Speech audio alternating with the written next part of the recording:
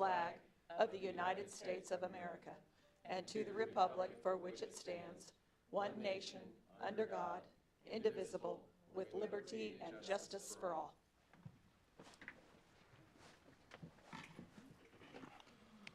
Spring is here again. I don't know for how long. 2 more days? Okay, we do have a consent agenda. I will move that we accept the consent agenda. I'll second. Got a motion in 2 seconds. All in favor say aye. Aye. Opposed? Okay. We have a request to close Athletic Park Circle on June 15th from 6:30 to 10:30 for Cookie Daze 5K. Denise? Yes, thank you. This is an annual event that is done by the Cookie Daze, and they close the park basically just to ensure the safety of the runners, because they start around and use the circle there, and then they end also in that circle area. So staff has looked at this. This is going to be held on June 15th they want to close from 6:30 a.m. to 10:30, and staff would recommend approval.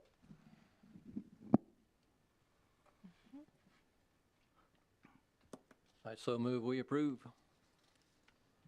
I'll second that. A second. Got a motion and a second. All in favor say aye. Aye. Opposed? Suzanne, we're going to receive bids on First and Spencer traffic signal. Yes, Commissioners.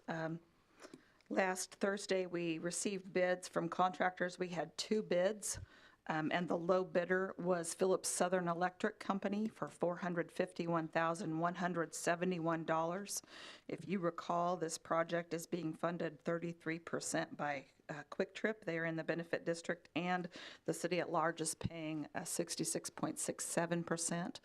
because there was already development in the area, and we established that Quick Trip would benefit from this, and they were kind of what was kicking us over the edge. So we would recommend that you award bids to Phillips Southern, the low bid, and they are under the engineer's estimate.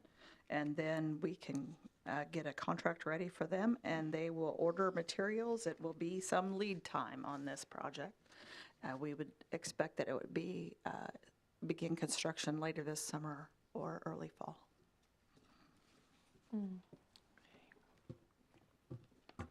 I don't know how you do it, but you keep getting those projects coming in under engineer's estimate. Not always.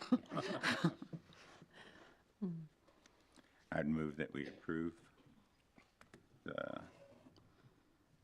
lowest bidder, award the bid to them. I second that. Got a motion and a second. Any other discussion? A second. Okay. All in favor say aye. Aye. Opposed? Okay. Receive an update regarding the PBC, Public Building Commission action on Fischer Field turf project, and I see turf. Yes, I brought samples for you. On your left, this is the turf before it has the infill. You see the samples of infill, and then it ends up looking like what's in the box. And there's a nailer board that goes around the edge that kind of ties the turf down. I'll leave this out here after the meeting. If you want to come and feel it, you'll know, you can see what it's like out on the field. But the Public Building Commission, remember, is a separate entity, and they review all of the turf bids. We had a lot of bidders on this, and it wasn't a bid, it was a proposal process. So let me correct my terminology. Because there are so many details associated with turf, and we only do this every 10 years. The last time we replaced the turf was 2014, and the Public Building Commission that has representatives that you, the City Commission, have put on that board, so does the school district, and so does the Newton Rec Commission. And those members of the Public Building Commission, then they approved the successful vendor or supplier in this case. We had 7 companies that were interested in providing turf, and not all turf is created equal. I included the proposal tab in the packet for you, and you can see that Hellas was the company that was selected. They're shown in yellow. This is just one portion of the items that were considered in this process. And we took the base bid for the turf and then alternates 1, 2, and 3, which basically places the N logo in the middle of the field and then the Newton Railers in the end zones, which is what we have today. And that price is as shown. It's not the lowest, but the lowest did not acknowledge the addendum, and there was work that needed to be done with the addendum. So we try to compare everybody fairly. And the second low, which was Hellas, which is the company that the PBC selected, they were providing a different pile or face weight of turf, because again, all turfs are not created equal. Theirs was 46 ounces as opposed to 40 that Sprint Turf was providing. And anything that's shown on the proposal tab here in red are things that were of concern from their proposal, because remember, we had to make sure we were comparing everything here. At any rate, the PBC board met on the 29th of February, and they selected Hellas, and we are going through the contracting process now and getting all of their bonds, and we expect them to begin construction somewhere around April 22nd, and for the new turf to be in and completed by May 31st, assuming we have no problems with the subgrade.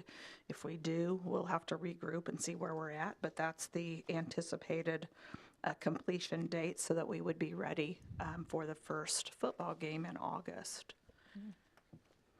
Do you have any questions? You don't have to approve this because the Public Building Commission is the one that approves this project. This was just for your information, so you knew where we were at with the turf. Since it's only every 10 years, this is kind of a big deal, and wanted you to just be aware.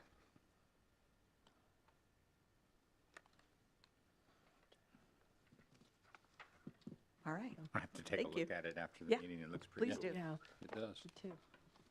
Okay. Receive an update on the environmental control process. Suzanne? Yes, Commissioners. If you recall, in August of last year, we held a work session where community beautification and cleanup was the topic.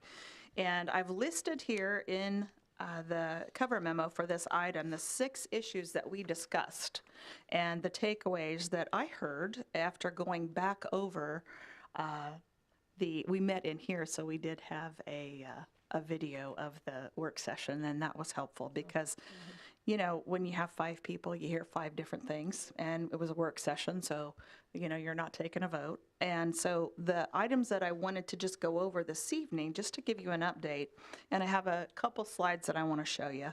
The first was you asked us to send out an insert in the utility bills that states that the law does not allow parking on the grass. And you did ask us, don't be passive about this in our statements. And so included in the packet is a copy of the flyer that Aaron put together, and we did send it out in the utility bills as a stuffer. And it addresses all of those items that you talked about. And we also have it prepared in Spanish and are utilizing that for additional mailings or for handout when our environmental control officer is needing to provide it in a different language. And so that has been very helpful. And staff has received several calls about the rebate program since we sent this out. I think time of year always has something to do with that because people are in a fix-up mode in the spring sometimes, and painting comes about. The second item was to change our way of enforcement from compliant-based to systematically enforcing environmental codes. And the commission suggested that we focus on weeds, junk on the porch, cars parked on the grass, junk in the yard, kids' toys, unkept premises, structured disrepair, and inoperable vehicles. Attached to this memo and in your packet is our new policy and procedures on how we're handling enforcement of the violations. And we have 2 ways that we could be going to see a property. The first would be complaint-based, which is how we have always operated in the past, was on complaint-based. But I go through that description here. Some of this is for staff, so they are making sure we're following the right procedure. And so if somebody has a complaint about a property, they can still call in, and we will handle it that way. The second is we're doing a more systematic approach to enforcing those violations, and we're utilizing the new street maintenance area map that you approved last November. Remember, we added one area to it, and there are seven areas. And so this year, Area 7, which is the most southern area of town, there Rebecca's got on the screen for us. This is the 2024 area for street maintenance, would be the pink area on the screen. But what we would be concentrating on is the area that would be for next year with our environmental control approach, and that would be to go to Area 1, because after 7 comes 1, we go to the red area, and so then we focus on that area. All of the regulations would be enforced by following the same steps that I've listed here on item 1. However, if we have somebody that has an issue, or if staff sees something at another location that is definitely in violation of our local regulations, we can enforce that at any time as needed. Any questions about that? Okay. So Yeah. on the area, now as I was looking at, this is all complaint-based, is that right? No. Not, so, The first way that it can be handled is Is if we have complaint-based. complaints come in. The second is we are utilizing our staff to focus on Area 1 this year. so how much staff? I know it's Jerry, but how much more staff? We have another building inspector that is helping out with some of this, and we'll get to that here in Okay, a minute okay. if you bear with me. I will. We'll get through the process because we do have some new things that I think are pretty exciting for getting this implemented. The third item is you requested a few of you wanted to see a more aggressive timeline on whatever types of violations we could with less repeat locations, and the city attorney has been reviewing that process, and he has stated that we have also begun sending all notices to property owners, not just tenants. So property owners are knowing when their tenant is receiving some kind of violation notice. And the city attorney's office is planning to roll out an update to the city code this summer, and it would identify portions that could reduce timelines, but makes sure we do definitely preserve due process rights. So you'll see more coming from Chris later this summer on that. And then item 4, you asked us to consider court fee increases, perhaps a step fee increase with non-compliant and repeat offenders. And city attorney's office is researching those options and has stated it would not be appropriate to increase fines based on notification letters that have been sent, but the fines can increase based on convictions. So the city commission definitely has a wide latitude in establishing fines for certain violations, including code enforcement, and the fines and fees can be reviewed during a discussion on the updated draft ordinance, which is what would be coming this summer with the other changes. So we're working on all of this. It takes a little bit of time. And then item 5, consider more active neighborhood cleanup and maintenance areas for future funding instead of adding more environmental control staff. That was something that you stated to us, and that is something that we can consider during the budget process this year. So we'll have that on the list for consideration. And then the last item is you encouraged us, as we presented options for this, to pursue the use of software to help with efficiencies in violation cases and tracking. We did purchase the software, and then I have a presentation that I wanted to show you that kind of talks about how this software works and what we're seeing with this. So the software is called iWorks, and it's environmental case tracking software. And I get these are hard to see. I just kind of want you to understand the concept that we have here, and it's in your packet as well. But when we pull up all the records that are in the software now remember, we've been putting in information since January and really using it solid during the month of February. And what we end up with is case numbers and then a list of all of these cases. And it will list when different pieces have taken place, like so the initial letter, when it was mailed, you'll notice there's a column for that. I have wiped out the owner names, so we're not putting that all over right now. But then it will show whether a case is in court, whether it's active. If it's active but not in court, it means it's still in the engineering office and it's something that we are working with the property owner on. And you'll notice that it gives the number of days, because there are certain days, as we've talked before, that the property owner would have to cure the violation. And so the days are listed here. So if you happen to call Commissioner Valentine and say, hey, I noticed this property at 123 ABC Street, we can look up and see, all right, this is when they received their first letter, this is how many days they have left to cure the problem, and we can give you an update. And it's much easier for us to be able to give you that information. At the same time, for each one of those individual lines that has a case, there is a case file. And it lists whatever the violation is, because you may have one address that has multiple violations. And it'll list if there's off-street parking, weed violations, inoperable vehicles, if there's some kind of housing issue. And the description of what occurred or what violation is in place there is listed as well. And of course, we have to know the legal description, the address, all of the information that we have to know in order to issue a violation is provided just with the click of a button. And once we insert a case into this software, then it will automatically generate a letter and it will pop in whatever the violation is. And it gets ready and we can print it out from that because we have put all these templates into the software so that it's much quicker for us to send. And then the next slide shows an inspection calendar, because once we insert it and we send a letter off, and then we know when we get a notification back that the property has received it, or if it's been X number of days, then it will generate an inspection notice for our environmental control officer.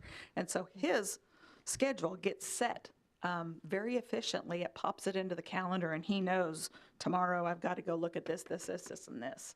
And these could be first inspections, second inspections. It could be prior to a court appearance, whatever. But it is very quick to populate these areas. Then we also have the ability to run reports, and we can run a report by address. So if we just want a report of every case that we have in the system, and we can tell it to run it by address so that we can see at one specific address how many different violations are active at that address. Then we can also run a report by violation type, which I find quite interesting and useful, because probably I would say once a quarter we'll be looking at the number of we'll run a report by violation type to see where we're receiving the most. We have the most violations. We'll know in the area that we're working how many violations we have that say are off-street parking. And whatever one is the highest then is the one that we can focus public education on. And we might decide if there's a whole bunch of one in one specific area, we might do some mailings, we might do some deliveries, whatever it might be.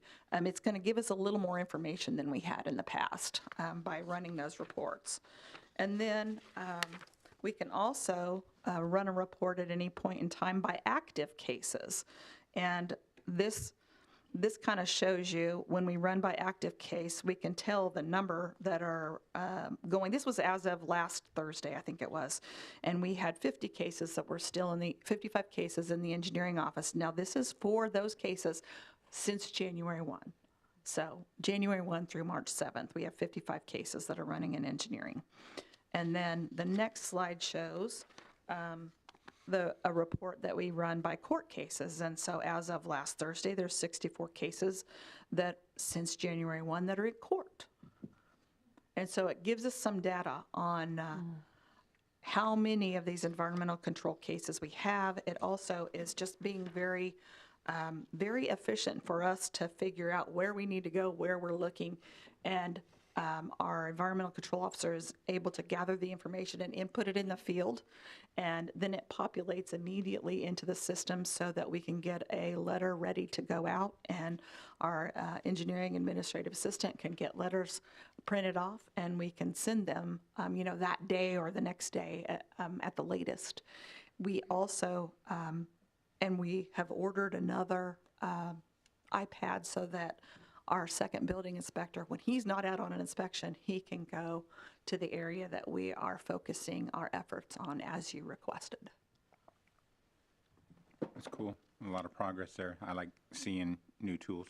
I'm sure you're probably still in the implementation phase. Can you go back to the list, that first chart with all the different addresses? Of the report iWork. ran or the, The iWork environmental case tracking. yeah?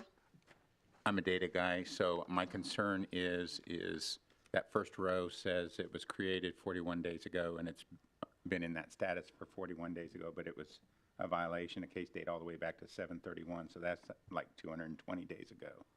So if you're going to pull reports, we need to try and clean that up so that we're getting true. Well, this is true.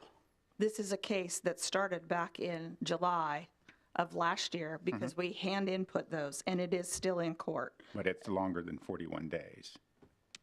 Is 41 days the court time, or? 41 days in that status. It's probably when it got put into the system. I think it's probably when it was put in, and because those ones that we had to hand enter, they may be a little bit, Just reach out with the Clicky. implementation team or the iWork folks to see if they can help you tweak that, because you got to have good data. yeah, and I do believe the ones that were from last year that we had to they had to input, that the days may be a little wonky on those. Yeah, Yeah. Okay? sounds cool.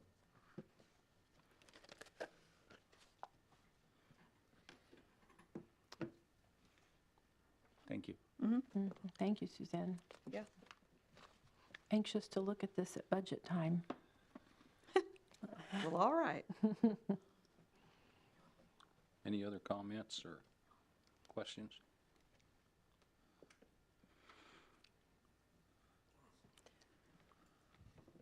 It's a lot of data. Okay.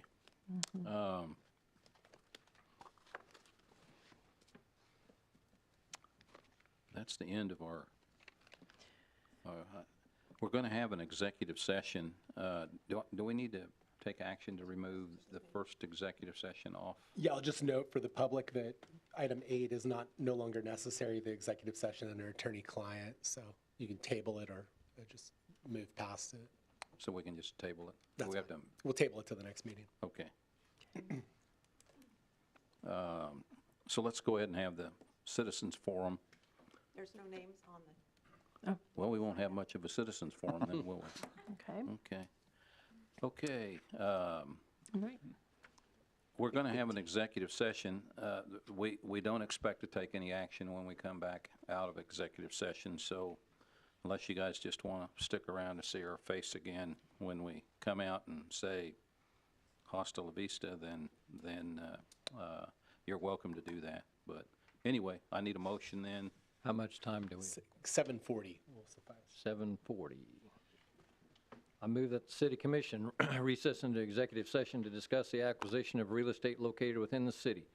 The justification for closing the meeting is to conduct preliminary discussions regarding the acquisition of real property. The time and place at which the open meeting shall resume is 7:40 PM right here in the city commission chambers. I second that. Got a motion and a second. All in favor, say aye. Aye. Opposed?